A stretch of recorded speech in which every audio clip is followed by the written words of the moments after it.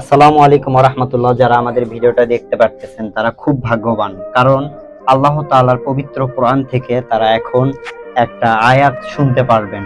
তো বড় ভাই, কোরআনুল কারীম থেকে তুমি একটা আয়াত বলো তো।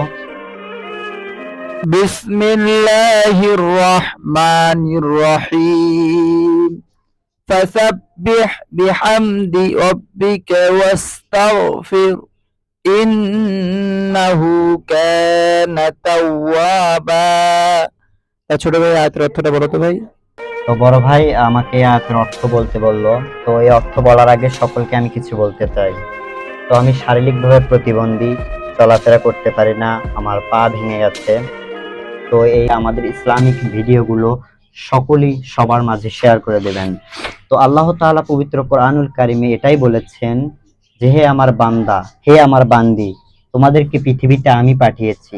তোমরা যদি পাপ কাজ করো, অন্যায় করো, তাহলে তোমাদের ফার্স্ট যেটা করতে হবে সেটা হচ্ছে কি, প্রথমে আল্লাহর শুকরিয়া আদায় করবা, আমার শুকরিয়া আদায় করবা, তারপরে আমার কাছ থেকে ক্ষমা চাইবা, আমার কাছে তওবার মতো করে তওবা করবা, আমি আল্লাহ তোমাদেরকে সঙ্গে সঙ্গে মাফ করে দেব। সুবহানাল্লাহ। সুবহানাল্লাহ। তাই প্রত্যেকটা যুবক ভাইদেরকে, প্রত্যেকটা ব্যক্তিদেরকে বলবো, আল্লাহ তাআলার কাছে মাফ চাইতে হবে, আল্লাহ তাআলার কাছে গুনাহ স্বীকার করে তওবার মতো করে তওবা করতে হবে, তাহলে আল্লাহ তাআলা আমাদেরকে মাফ করে দেবে ইনশাআল্লাহ।